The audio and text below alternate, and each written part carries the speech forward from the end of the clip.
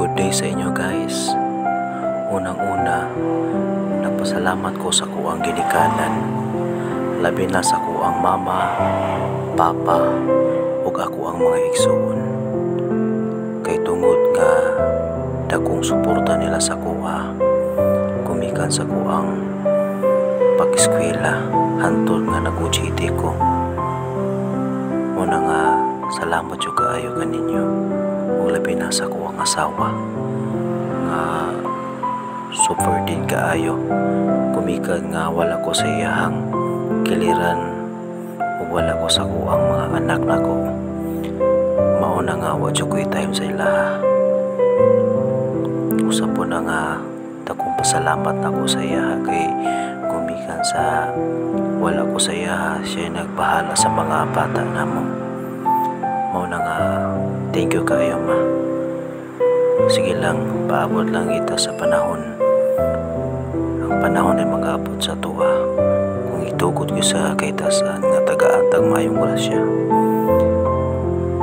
Ug labi na sa kuang mga batch, thank you kay ninyo kay gumikan naagin mo din ha. Ug sa ato ang pag-eskwela nato nga natinabangay ta ninyo kung sa mga problema. Ug labi na nga first time nako ni nga naka-encounter nga lisod jud kaayo.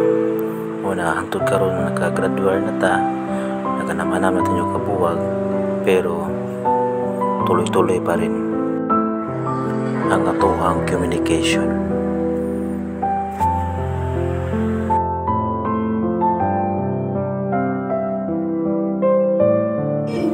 Mao jud ni nga time na dili jud ako ni kalimtan,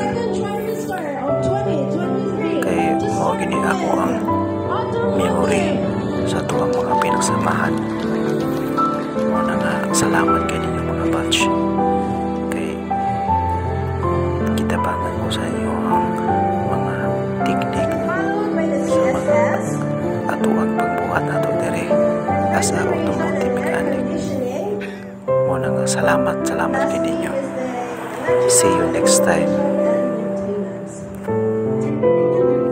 Especially nagpapasalamat ako kay Lord dahil ang daming na-encounter ko mga problema, mga trials, talagang kinakaya ko sa buhay. Pero sa ako ang mga word nga mga pangandoy, ako yung paningkamutan para na sa akong pamilya. Pasalamat ko sa mga people, labi na sa kuang pamilya, akong asawa, mga anak, barkada, ukin sa pamadin na napapasalamat ako sa inyo. Kahit papano, stay strong pa rin ako. Kahit pagod na pagod ako, lahat kakayanin ko. Kaya maraming salamat po sa inyo.